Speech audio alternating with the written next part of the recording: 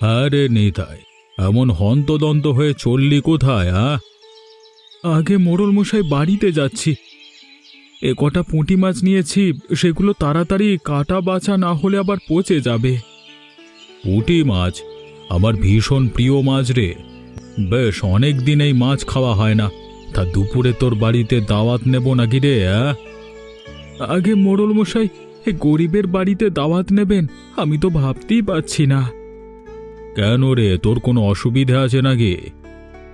আরে না না, আপনাকে একবেলা খাওয়াতে পারা তো আমার জন্য সৌভাগ্যের। তাহলে ওই কথাই রইল, দুপুরে তোর বাড়িতে চলে আসব। নিশ্চয়ই মোড়ল মশাই, আমার যে কি খুশি লাগছে বলে বোঝাতে পারবো না।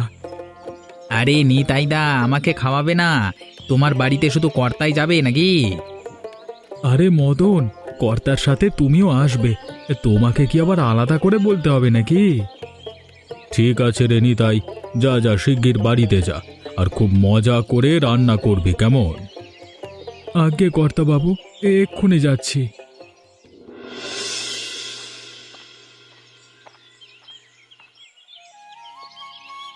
চৈতিমা, ও চৈতিমা, শিগগির এইদিকে আয়। আজ তো এক জব্বর ঘটনা ঘটেছে রে। কি হয়েছে বাবা? এভাবে ডাকছো কেন? এই মাছের ব্যাগটা ধর, এরপর বলছি কি হয়েছে। আজকে কি মাছ এনেছো? পুঁটি? আবার সেই পুঁটি মাছ? ধুর, এই মাছ খেতে আর ইচ্ছে করছে না বাবা। মাছের কথা বাদ দে, কি হয়েছে শোন। আমি বাড়িতে আসছিলাম, হঠাৎ দেখি মোড়ল আমার সামনে। ওনাকে দেখে আমি দাঁড়িয়ে কুশলাদি জিজ্ঞেস করতেই উনি বললেন কি মাছ কিনেছি। আমি পুঁটি মাছ কিনেছি বলতেই উনি খুশি হয়ে গেলেন।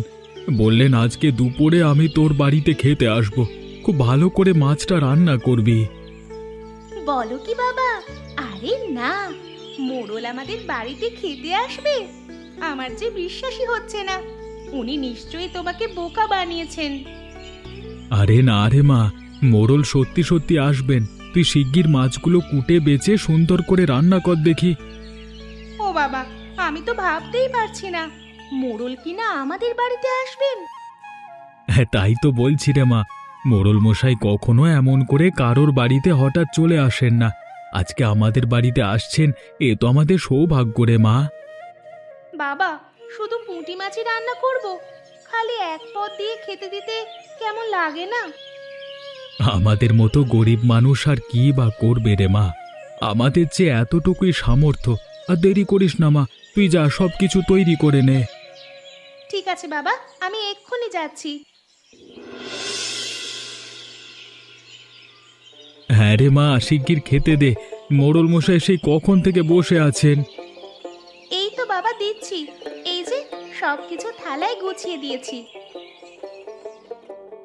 মোড়ল মশাই, খেতে শুরু করুন। আমার মেয়েটা ছোট হলে কি হবে, সে খুব মজাদার রান্না করে কিন্তু। তাই নাকি রে? ঠিক আছে, এক খাবল মুখে তুলতেই বুঝতে পারবো তোর মেয়ে কেমন রাঁধুনি।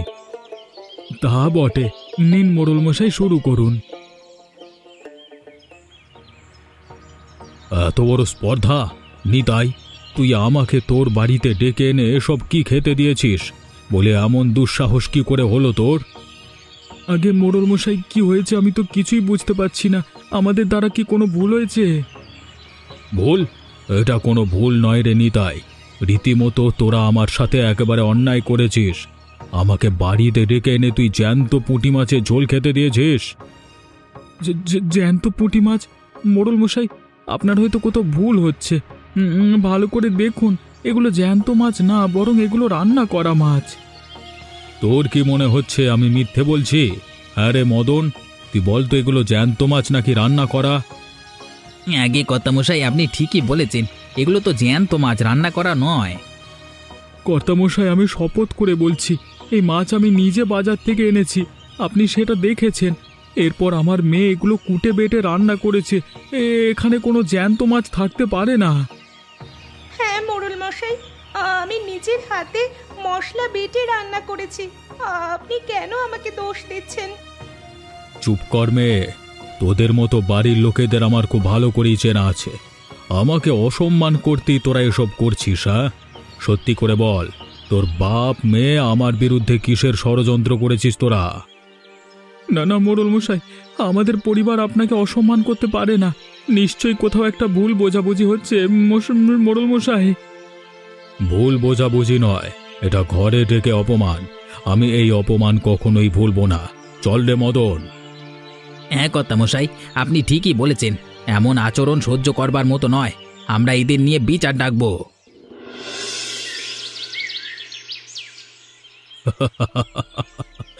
দেখলি মদন, আমি যা চেয়েছিলাম তাই হলো।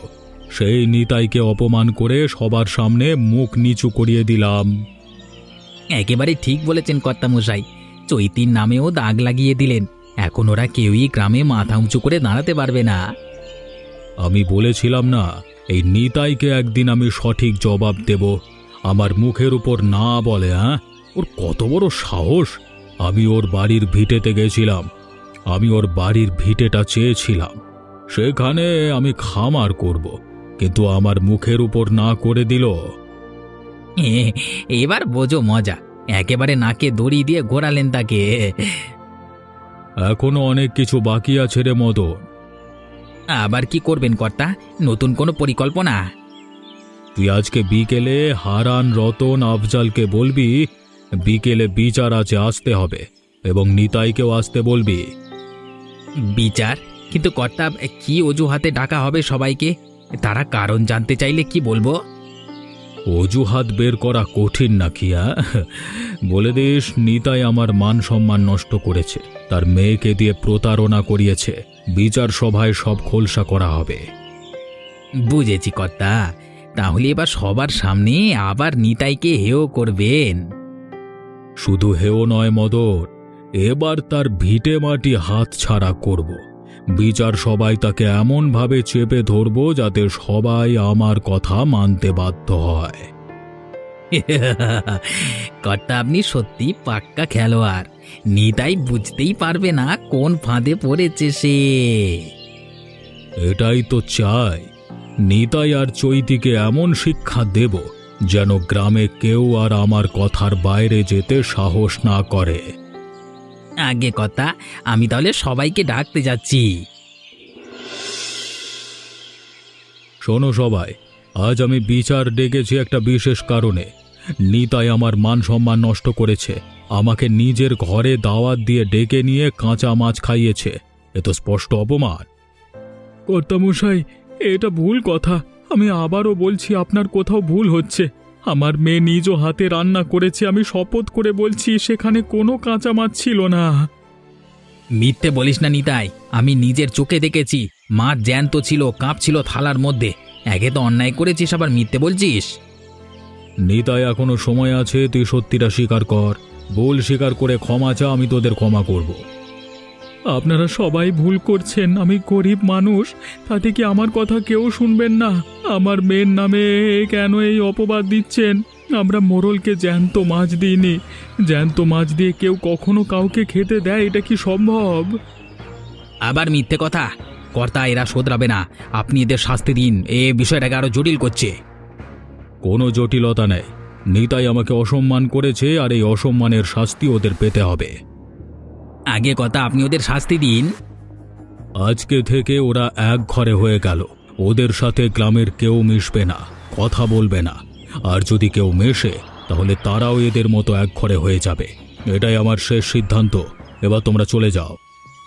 ক্ষমা করুন মোড়ল মশাই, আমাদের বিনা অপরাধে শাস্তি দেবেন না।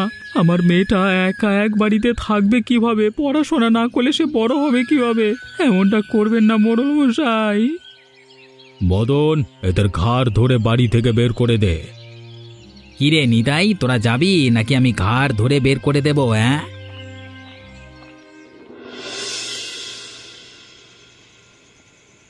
দেখলি মা, গরিব বলে আমাদের কথা আজকে কেউ বিশ্বাস করলো না। আর ওই বিমল গ্রামের মোড়ল বলে সবাই তার কথাই বিশ্বাস করলো। এসব নিয়ে মন খারাপ করো না বাবা, এগুলো মাথা থেকে মুছে ফেলে দাও। জল খাবে বাবা? একটু জল আনি? না রে মা, আমার কিছুই ভালো লাগছে না। হ্যাঁ রে মা, চল আমরা এই গ্রাম ছেড়ে চলে যাই। যাবি? হ্যাঁ বাবা, তাই চলো। এমনিতেও এই গ্রামে আমাদের আর কেউই রইলো না, থেকেই বা কি করব। কিন্তু আমার মাথায় একটা কথা অনেকক্ষণ ধরেই ঘুরছে। কি কথা রে মা? আমাদের ওপর মোড়লের এত ক্ষোভ কেন? কিসের জন্য এমনটা করলো? তুমি কিছু জানো? তেমন কিছুই তো হয়নি, তবে মোড়ল আমার এই বাড়ির ভিটেটা চেয়েছিল, আমি দিইনি। সে তো অনেক আগের কথা রে মা। বুঝেছি, এই ক্ষোভেই সে এমনটা করলো। সে বারবার বলছিল আমার কথার অবাধ্য হয়, এত বড় দুঃসাহস। এখন বুঝলাম কথাটা সে এই কারণেই বলছিল। মা, মারে আমার জানি কেমন লাগছে বুঝলি। ও বাবা, তোমাকে কতবার বললাম এসব নিয়ে ভেবো না, একটু শান্ত হও, সব ঠিক হয়ে যাবে। চৈতি, আমি আর পাচ্ছি না রে মা, এত অপমান, এত কষ্ট, বুকটা যেন ফেটে যাচ্ছে। তুমি এসব নিয়ে এত ভেবো না বাবা, আমরা কোনো অন্যায় করিনি। অন্যায় না করেও যদি শাস্তি পেতে হয়, তবে বিধাতা এর বিচার ঠিক করবেন। আমাকে একটু জল দে মা, আমার বুকের মধ্যে ভীষণ ব্যথা হচ্ছে, মনে হয় আর বাঁচবো না রে মা। এসব কথা বলো না বাবা, তোমার কিচ্ছু হবে না। তোমার কিছু হলে আমি কোথায় যাব বলো তো? মারে, তুই গ্রাম ছেড়ে চলে যা, দূরে কোথাও গিয়ে নিজের মতো করে বাঁচ। আমি আমি চৈতিমা। বাবা, ও বাবা, তুমি কথা বলছো না কেন বাবা? ও বাবা, তুমিও মায়ের মতো আমাকে ছেড়ে চলে গেলে বাবা। বাবা, না বাবা, আমি আর কাঁদবো না। আমি নিজেকে অনেক বড় করে গড়ে তুলবো। আমি সাহসী হব। তুমি ওই দূর আকাশে বসে দেখো বাবা, তোমার অপমান আমি কিভাবে মুছে দেই। আমি সবার কাছে প্রমাণ করব আমরা দোষী নই। আমি পড়াশুনো করব, মাথা উঁচু করে দাঁড়াবো। একদিন এই গ্রামের সবাই আসল সত্য জানবে।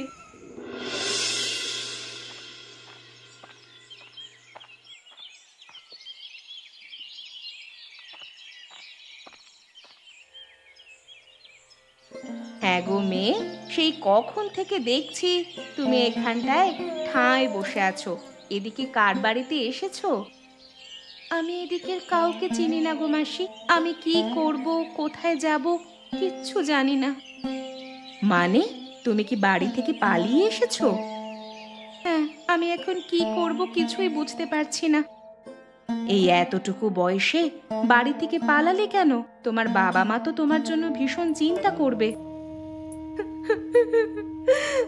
আমার বাবা মা কেউ নেই, আমার কোনো আত্মীয় স্বজনও নেই। এই পৃথিবীতে আমি একা। আহারে, আচ্ছা আচ্ছা, কি হয়েছে তোমার আমাকে একটু বলবে? তুমি বাড়ি থেকে পালালে কেন? সে অনেক কথা, জানো তো আমরা অনেক গরিব, আর এটাই হলো আমাদের বড় অপরাধ। আহা, এভাবে কেঁদো না। কি হয়েছে আমাকে সবটা বলো। আমাদের গ্রামের মোড়ল আমার আর আমার বাবার নামে মিথ্যে অপবাদ দেয়, আর তাই আমার বাবা, তিনি ভরা মজলিসে অপমান সহ্য করতে না পেরে মারা যান। আহারে, তোমার বাবাকে কি জন্য অপমান করলো? একদিন দুপুরে বাবা এসে খুশি হয়ে বলে, মারে, পুঁটি মাছ এনেছি, এগুলো ভালো করে কুটে বেছে রান্না কর, মোড়ল খেতে আসবে। আমি অবাক হয়ে যাই, মোড়ল আমাদের বাড়িতে কেন খেতে আসবে, তাও আবার এই পুঁটি মাছ? কিন্তু বাবার কথায় সব কিছু রেডি করি। মোড়ল খেতেও আসে। এরপর সে খাওয়ার সময় চিৎকার করে বলে ওঠে, আমরা নাকি তাকে জ্যান্ত পুঁটি মাছের ঝোল দিয়ে খেতে দিয়েছি। এখন আপনিই বলুন, এটা কি কখনো সম্ভব? এটা তো কোনোভাবেই সম্ভব নয়। তারপর তারপর কি হলো? আমরা অনেকভাবে বলি আপনি ভুল করছেন, এমনকি ক্ষমাও চাই, কিন্তু সে মানতে নারাজ। এরপর সে বিচার ডাকে। বিচারে আমরাই দোষী হই, কারণ মোড়লের বিরুদ্ধে কেউ কিচ্ছু বলবে না। বিচার শেষে বাড়ি এসে নিজের ঘরে বসেছিল বাবা, আমার সাথেই কথা বলছিল। হঠাৎ করে সব শেষ। আমার বাবা অপমান সহ্য করতে না পেরে আর বাঁচতে পারলো না। আমার বাবা মারা গেলেন, আর আমি একা হয়ে গেলাম। তোমার কথা শুনে আমারই কেমন বুকটা ভেঙে যাচ্ছে। এত কষ্ট, তুমি চিন্তা করো না মা, তুমি আর একা নও, আমি তোমার পাশে আছি। ওদের মিথ্যা প্রচারের জন্য তোমার ভয় পাওয়ার কোনো দরকার নেই। মাসি, আমি আমার বাবাকে নির্দোষ প্রমাণ করতে চাই, কিন্তু এটা কিভাবে সম্ভব? সম্ভব, মনে আত্মবিশ্বাস থাকলে সবই সম্ভব। আমি অনেক বড় হতে চাই, বড় হয়ে মোড়লের মুখোমুখি দাঁড়াতে চাই। ঠিক আছে, এর জন্য আমি তোমাকে সাহায্য করব। এবার উঠে দাঁড়াও। এখন থেকে তুমি আমার কাছে থাকবে, আমার মেয়ে হয়ে, এবং সেই সাথে তুমি এক নতুন জীবন শুরু করবে। আপনি অনেক ভালো। ঠিক আছে, এবার আমার সাথে চলো।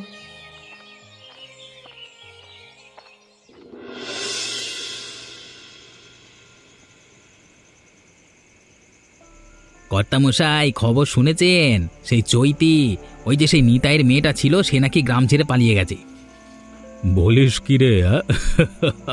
এবার তাহলে আমাদের রাস্তা একদম ফাঁকা। হ্যাঁ, ওরে মদন, শিগগিরই লোক লাগা, নিতাইয়ের বাড়িটা 7 দিনের মধ্যে আমার দখলে নিতে হবে।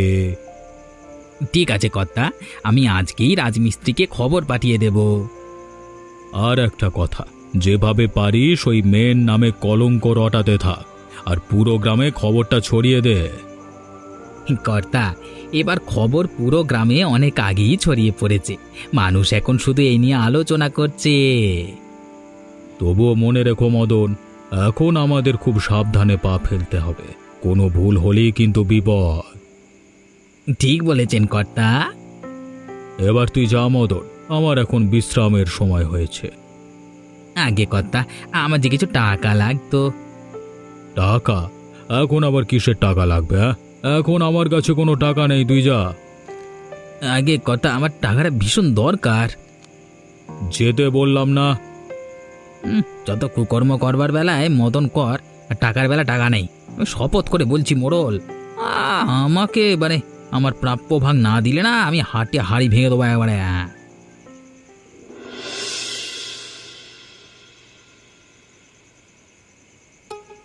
মাগো, তুই ভয় পাস নে, এখানে তুই নিরাপদ। এবার খাবারটা খেয়ে নে তো দেখি, তারপর বিশ্রাম নিতে হবে। তোকে যে খুব ক্লান্ত দেখাচ্ছে মা, 2 দিন বিশ্রাম নে। এরপর থেকে তোকে শহরে নতুন জীবন শুরু করতে হবে, স্কুলে যেতে হবে। ধন্যবাদ মাসি, আমি আমি তোমার কাছে চিরকৃতজ্ঞ থাকবো, তুমি আমার জন্য যা করছো। এই চুপ কর, এত বড় বড় কথা কোত্থেকে শিখলি রে? এই এতটুকুন বয়স আর কথা দেখো কত বড়। এই মাসি কি রে? মা, মা বলবি এখন থেকে। হ্যাঁ, মাসি থেকে তোমাকে আমি মা বলবো। তুমি যা বলবে তাই করব, পড়াশুনো করব, আমি শক্ত হব, আর কেউ আমাকে অপমান করতে পারবে না। তুমি বলো, আমাকে কি করতে হবে? এই তো আমার লক্ষ্মী মেয়ে, এখন তোর প্রথম কাজ হচ্ছে খেতে বসা। আগে খেয়ে দে শক্তি ফিরে পেতে হবে, তারপর আমরা পরিকল্পনা করব কিভাবে তোর বাবা আর তোর দুজনেরই সম্মান পুনরুদ্ধার করা যায়। ঠিক আছে মা, তুমি যা বলবে আমি তাই করব। আমি বুঝতে পারছি না, আমরা তোদের নিজস্ব বাড়িতে না গিয়ে সরকারি কোয়ার্টারে উঠলাম কেন? ওই বাড়ি কি আর এখনো আমাদের দখলে আছে মা? আর তাছাড়াও আমরা ওই বাড়িতে গিয়ে উঠলে ওই বিমল মোড়ল আমাদের সহজেই চিনে ফেলবে, যেটা আমি চাইছি না। ঠিক বলেছিস, এই বিষয়টা আমার মাথায় এলো না কেন? কারণ তুমি বুড়ো হয়ে গেছো মা। আমি বুড়ো হয়েছি? তা নয় তো কি। তবে রে, দাঁড়া, তোকে দেখাচ্ছি মজা। মা জানো, এই গ্রামে আসার পর থেকে আমার ভেতরটা কেমন দুমড়ে মুচড়ে যাচ্ছে, বারবার শুধু সেই দিনগুলো চোখের সামনে ভেসে উঠছে। স্বাভাবিক রে মা, এসব নিয়ে ভেবে কষ্ট পাস না, নিজের লক্ষ্যকে স্থির রেখে সামনের দিকে এগিয়ে যা। তুমি ঠিকই বলেছ মা, আমার এখন লক্ষ্য ওই একটাই, বিমল মোড়ল আর তার ওই চেলা মদন।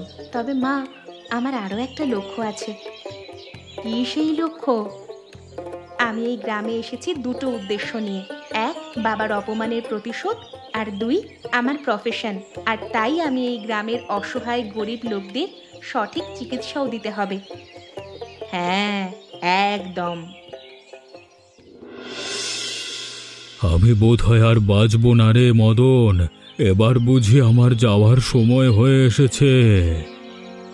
এভাবে বলবেন না কর্তা, অসুস্থ হলেই কি মানুষ গত হয়ে যায়? আপনার চিকিৎসা করালেই আপনি সুস্থ হয়ে উঠবেন। আর চিকিৎসা? এই গ্রামে ভালো একটা ডাক্তার আছে যে আমার চিকিৎসা করবে। আর শহরে নিয়ে যাওয়ার মতো আমার কেউ কি আছে রে মদন? ওই একটা ছেলে ছিল, সেটাও তো কবে সম্পর্ক শেষ করে চলে গেছে। কর্তা, শুনেছি আমাদের গ্রামের সরকারি হাসপাতালে একজন মেয়ে ডাক্তার এসেছে, চলুন সেখানে যাই। মেয়ে ডাক্তার? মেয়ে ডাক্তার কি চিকিৎসা দেবে রে? মেয়ে ডাক্তার এসব করে নাকি? না না কর্তা, মোটেও অবহেলা করবেন না। শুনেছি এই ডাক্তারের নাকি অনেক খ্যাতি, শহর থেকে এসেছে, গরিবদের থেকেও কোনো পয়সা নেয় না। বলিস কি রে? এ তো দেখছি দয়ালু ডাক্তার। অমনি বলতে পারেন। বলছিলাম যে কর্তা, যাবেন নাকি একবার? না গিয়ে আর উপায় আছে রে? কালকে একবার নিয়ে যাস, দেখে আসি কেমন ডাক্তার। ঠিক আছে কর্তা, তাই হবে।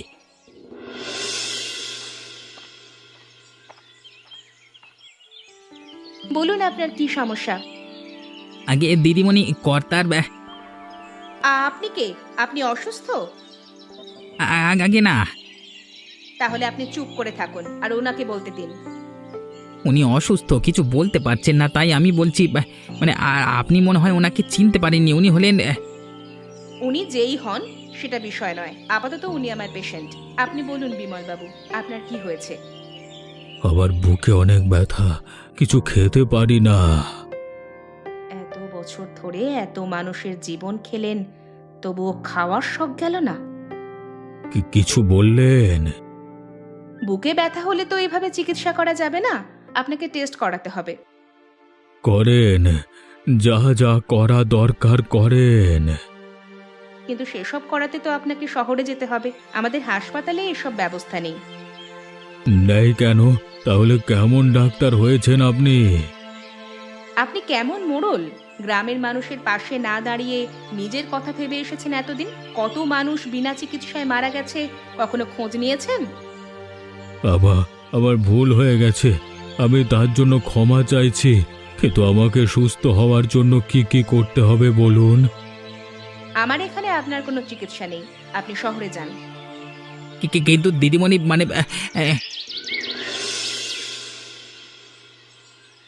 আরে মদন, ডাক্তারের ওখানে চৈতি নাম লেখা দেখলাম না?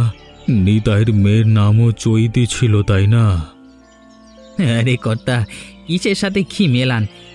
ডাক্তার কোথায় আর সেই চৈতি কোথায়? পালিয়ে যাওয়া চৈতি। আপনারা আমাকে নিয়ে কিছু বলছেন?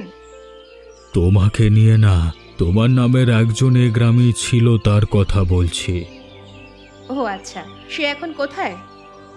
সে তো অনেক বছর আগেই পালিয়ে গেছে। এখন হয়তো কারোর বাসায় বাসন মাজবার কাজ করছে, কিংবা কোথাও। এই মদন, যা বলবে সাবধানে বলবে। আমি তো আপনাকে কিছু বলিনি দিদিমণি, আমি তো ওই জোচ্চোর নিতাইয়ের মেয়ের কথা বলছি। ও আচ্ছা, ঠিক আছে, এবার আপনারা আসুন। যাব মানে? আমি অসুস্থ, আমার চিকিৎসার প্রয়োজন। চিকিৎসা না নিয়ে আমি কেন যাব? কিন্তু আমি তো কোনো মিথ্যেবাদী লোকের চিকিৎসা করি না, আমার মা আমাকে শপথ করিয়ে নিয়েছেন। হ্যাঁ, আমার মেয়ে ঠিক কথা বলছে। কিন্তু আমি তো কোনো মিথ্যে কথা বলিনি। সঠিক বলছেন তো? ভালো করে ভেবে দেখুন। হ্যাঁ, আমি একদম সঠিক বলছি। কিন্তু কর্তা, আপনি ওই যে নিতাইয়ের বাড়িতে পুঁটি মাছের ঝোল খেয়ে মিথ্যে অপবাদ দিলেন, মনে নেই? কি বলতে চাইছিস তুই? আমি আপনাকে সুস্থ করবার চেষ্টা করছি কর্তা। আপনি তো রান্না করবার মাছ খেয়েও বলেছিলেন, মাছ জ্যান্ত, মনে পড়ছে? হ্যাঁ বলেছি, তাতে কি হয়েছে? নিতাই আমার কথা শোনেনি, আমি তাই ওকে বাধ্য করেছি আমার কথা শুনতে। এখন দেখ, ওর বাড়ি ভিটে সব আমার হাতে। কিন্তু মোড়ল মশাই, ওই বাড়ির ভিটের দলিল তো আমার নামে করা। তুমি কি? উনি তো সেই চৈতি। মদন, তুই শেষ পর্যন্ত তুই আমার সাথে বেইমানি করলি। না করে আর উপায় ছিল না কর্তা, আপনার বিষয়ে এত কাজ করলাম, অথচ বিনিময়ে আপনি আমাকে কিছুই দিলেন না, সেই চাকরি বানিয়ে রাখলেন। এইদিকে চৈতি দিদিমণি আমাকে এই একটা সত্য কথা বলবার বিনিময়ে অনেক টাকা দিল, তাই তো ছি মদন, ছি। ছি ছি ছি ছি ছি ছি মোড়ল মশাই, আপনার মতো একজন শয়তানকে আমরা এতদিন ভালো মানুষ ভাবতাম, আপনি নিতাইয়ের মতো একজন সৎ মানুষের সাথে অন্যায় করলেন। হ্যাঁ, চৈতি, তুমি আমাদের ক্ষমা করে দিও। বাবা, বাবা তুমি দেখতে পাচ্ছ, দেখেছো বাবা, আজ তুমি সকলের কাছে নিরপরাধ প্রমাণিত হয়েছো। তুমি খুশি তো বাবা? আপনারা এমনই গল্প দেখতে আমাদের চ্যানেলটিকে সাবস্ক্রাইব করতে ভুলবেন না।